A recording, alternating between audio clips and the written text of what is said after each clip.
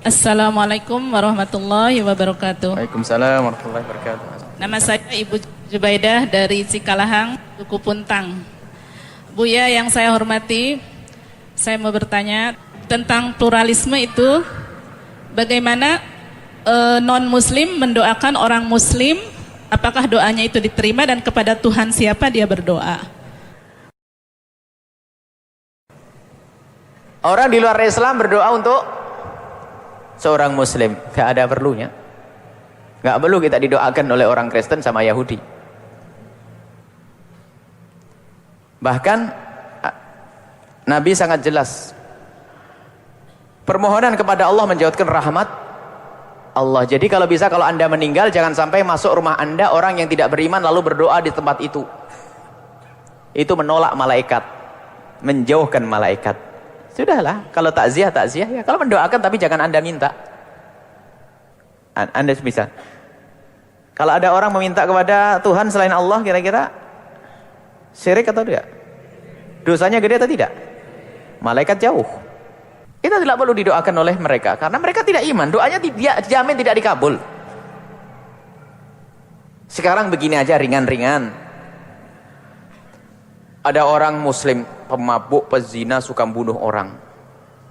Wah, anda sudah rajin ngaji, kira-kira terlintas di benak, lalu saya akan mencari pemabuk ini untuk minta doa. Ada enggak kira-kira? Enggak ada ya. Karena anda sehat ya. Karena umumnya ahli maksiat kan tidak dikabul oleh Allah. Ngapain saya cari pemabuk, pezina, minta doa ya. Sementara orang itu masih lebih bagus, karena apa? Dia masih berislam ya. Lah ini minta doa kepada yang tidak beriman kepada Allah. Lah ini unik lagi. Tidak perlu seperti itu. Nggak butuh kita. Kita perlu doanya orang ahli iman yang kenal Allah. Bahkan bisa berbahaya kepada akidah anda. Tolong Pak doain saya. Dia agamanya bukan Islam. Maksudnya apa? Suruh minta kepada Tuhannya. Berarti anda mempercayai dong. Bisa syirik kita kalau begitu. Kecuali dia Tuhannya Allah, begitu. Jadi ada masalah pluralisme, doa bersama. Itu adalah orang yang bingung bermesra-mesraan dengan di luar Islam. Islam itu sangat indah. Kalau mesra dengan luar Islam itu sederhana. Kalau tetangga kita yang Kristen sakit, kita kasih obat. Kalau lapar kita kasih makan. Gak usah diajak sholat bareng, doa bareng dan sebagainya. Itu masalah pribadi kepada Allah. Doa bersama. Persekutuan antara malaikat dengan iblis gak ada dalam sejarah itu. Itu diadakan oleh manusia-manusia ini.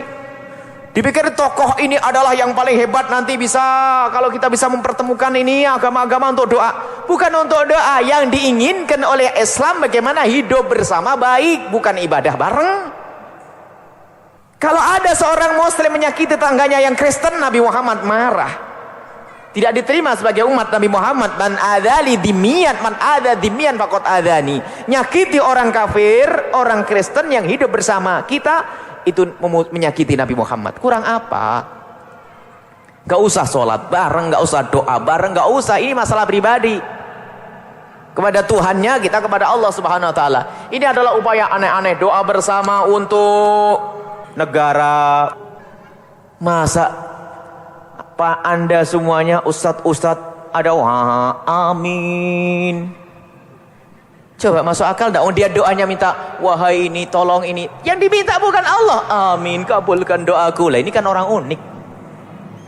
Lah kalau kita berdoa lalu orang mengamini, orang di luar Islam mengamini, lain ini. Jadi tolong dibedakan urusan ibadah dan sebagainya, jangan dicampur aduk. Tapi ingat, perbedaan kita yang semacam ini bukan berarti kita harus bermusuhan. Agama kita beda. Ikut merayakan Natalan haram, ini kan bukan berarti perang. Kalau mau ngasih ayam goreng besok saja setelah Natalan, jangan hari Natal. Kalau anda kebanyakan duit ngasih tetangga anda yang Kristen 10 juta, nanti saja, jangan pas hari Natal. Kita ingin menjamu orang Kristen bersama kita, makan enak, masuk rumah makannya enak, ingin, tidak ada masalah. Hubungan baik, tidak usah kita pakai arus pluralisme. Sama doa sama ini, insyaallah. Akhirnya nanti masjid, ya toleransilah, kalau Jumatan tolonglah datang, nanti saya akad ke gereja. Kalau memang itu terjadi, mempermudah malaikat, langsung dimasukkan neraka semua. Ini sudah ada kayak begitu. Ini adalah termasuk musibah akidah yang perlu kita cermati di zaman ini. Jadi tidak perlu kita minta doa kepada orang tidak beriman. Bahkan kalau kita mendoakan mereka, doakan dengan hidayah, bukan dengan selain itu. Karena apa? Yang paling dibutuhkan orang yang belum beriman, orang Kristen, Yahudi, dia butuh hidayah dari Allah. Kita doakan. Adapun untuk menjalankan perintah Nabi Muhammad, Anda harus baik-baik dengan mereka. Ingat, tidak boleh kita merendahkan, mencaci, mengolok. Tetap wajar. Selagi dia tidak mengganggu Anda, Anda pun tidak boleh mengganggu. Kalau misalnya orang ganggu, ya kalau ada mereka ganggu kita ini, ya memang benar-benar orang dungu, diganggu diem, kita digigit semut saja, semut kecil masih dicites gitu. Sudah begitu katanya kita ini ekstrim, Masya Allah. Kalau sudah mayoritas kaum muslimin ahli sunnah wal jamaah, kaum di luar Islam tentrem ayem. Tapi kalau sudah yang mayoritas adalah di luar Islam, ribut terus. Bisa dibuktikan di mana saja. Di Jawa itu tentrem, tidak ada pernah keributan antar agama. Kapan itu? Sebelum adanya pluralisme, ya enggak? Sebelum adanya pluralisme, sebelum adanya yang macam-macam. Di saat umat Islam betul-betul menguasai Jawa, nggak ada keributan. Akhir zaman ini justru setelah munculnya pluralisme, di saat di sebuah pulau sana, di sebuah daerah di pulau sana umat Kristen banyak, ternyata di situ orang Islam didolimi.